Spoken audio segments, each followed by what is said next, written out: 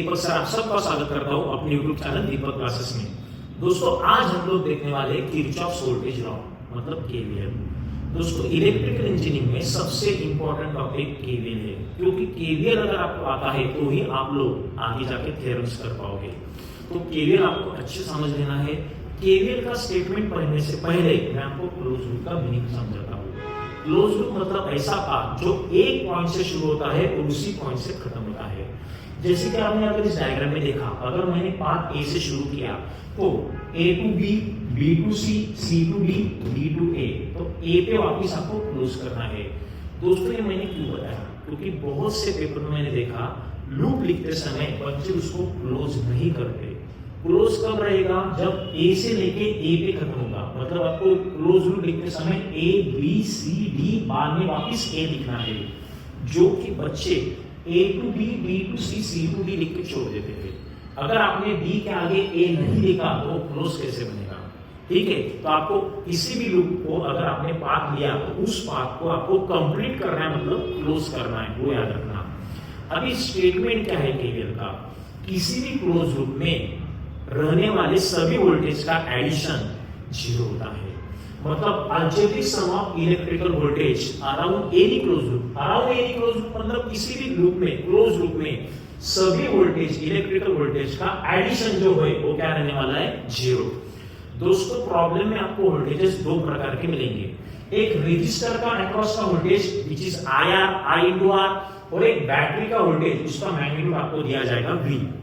तो ये IR positive negative कब लेना है और V पॉजिटिव नेगेटिव कब लेना है, मतलब उसका साइन कन्वेंशन अच्छे समझ लेते हैं। दोस्तों हम लोग करंट के डायरेक्शन में केवीएल लगा रहे होंगे तो वो वोल्टेज नेगेटिव लेना है। आपने करंट के अपोजिट डायरेक्शन में केवीएल लगाया तो वोल्टेज पॉजिटिव लेने वाला है।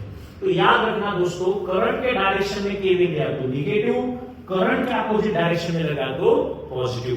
इसको इंग्लिश में स्टेटमेंट कैसे लिखेंगे, if you are applying KVL in the same direction of flow of current then that voltage is considered as negative.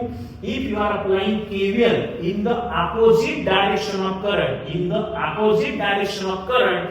that voltage is considered as positive. तो ये IR तो आने वाला है, V इक्वल टू IR आपको पता रहता है, लेकिन पॉजिटिव कब लेना है और निगेटिव कब लेना है वो बहुत कंफ्यूजन होता है। कोई कंफ्यूजन नहीं है, सेम डायरेक्शन में करंट के डायरेक्शन में केवीएल लगा तो नेगेटिव वोल्टेज लो, अपोजिट डायरेक्शन में केवीएल लगा तो पॉजिटिव वोल्टेज लो। मतलब नेगेटिव आया, सेम डायरेक्शन रहेगा तो आएगा, अपोजिट डायरेक्शन रहेगा तो प्लस आएगा। अभी बैटरी का वोल्टेज प्लस कब आएगा और नेगेटिव कब आएगा, बहुत सिंपल है। आगे का टर्मिनल आपको देखना है। If you are going from negative terminal of battery to positive terminal of battery, then that voltage is considered as positive. If you are going from positive terminal of battery to negative terminal of battery, then that voltage is considered as negative.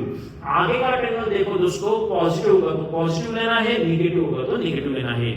तो KVL लगाते समय आगे जो रहेगा sign, उसी का sign आप उस वोल्टेज को देना है, याद रखना। अगर यहाँ पे 100 है तो ये प्लस 100 आएगा, अगर यहाँ पे 50 है तो ये -50 आएगा। तो उम्मीद करता हूँ रजिस्टर के दो रूल, IR पॉजिटिव नेगेटिव कब लेना है और EMF का वोल्टेज पॉजिटिव नेगेटिव कब लेना है आपको समझ में आया है। एक छोटा सा एग्जांपल देखते हैं तो आपको समझ में आएगा।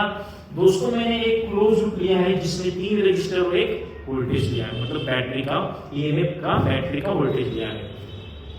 तो यहाँ पे करंट का फ्लो का डायरेक्शन मैंने क्लॉकवाइज लिया है। देखो यहाँ पे साइन क्लॉकवाइज का है, मतलब इसमें से जो करंट जा रहा है वो क्लॉकवाइज में जा रहा है। A to B, then B to C, C to D, then B to A, ऐसा करंट फ्लो हो रहा है। अभी इस क्लोज लूप को मैं केवीएल लगाने जा रहा हूँ। तो एक केवीएल लगाते समय भी मैंने लूप को लेते समय क्लॉकवाइज लिया है, मतलब A to B, B to C, C to D, D to A।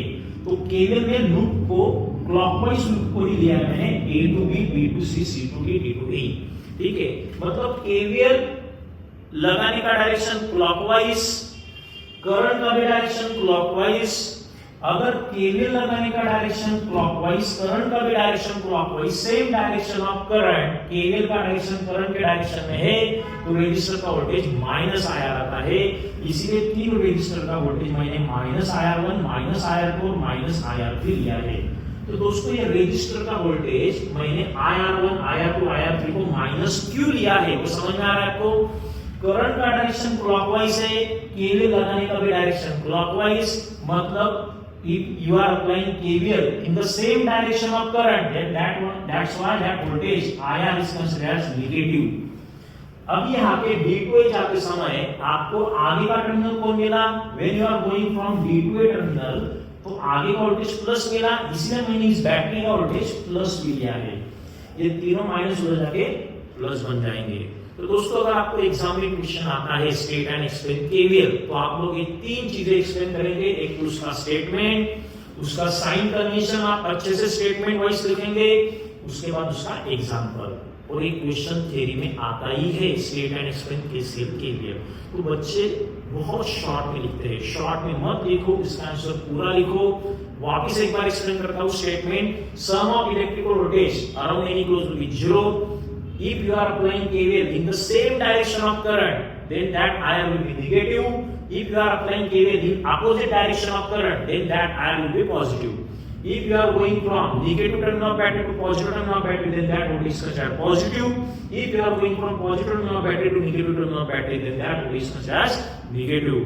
एक छोटा सा एग्जांपल लेना है जिसमें करंट अगर आपने क्लॉकवाइज लिया, केवीएल भी लगाने का डायरेक्शन भी क्लॉकवाइज लिया, तो रेजिस्टर का वोल्टेज आप नेगेटिव लेंगे, आगे का टर्मिनल आप यहाँ पे चेक करेंगे, उसको वोल्टेज का साइन दे देंगे और क्वेश्चन को खत्म करेंगे। इस प्रकार आप स्टेटमेंट, रूल्स और एग्जांपल लेके थ्योरी आप अच्छे से कर सकते हो। अगर आपको समझ में नहीं आ रहा है तो वीडियो को वापस एक बार देखो, इसका स्टेटमेंट मैंने बताया है वो अच्छे से प्रॉपर लिख लो और अच्छे से प्रिपेयर करो। दोस्तों केवीएल का कंसेप्ट अगर अच्छे से आता होगा तो भी आप लोग प्रॉब्लम कर पाएंगे, और इसका प्रॉब्लम गारंटेड पेपर में आने वाला है, इसका प्रॉब्लम गारंटेड पेपर में आने वाला है। तो उम्मीद करता हूं आपको एक केवीएल समझ में आया है। नेक्स्ट लेक्चर में आप लोग इसका एग्जांपल देखने वाले हो। आपके लिए मैं नेक्स्ट वीडियो में केवीएल का एग्जांपल लेके आऊंगा। तो यहाँ पे रुकते हैं।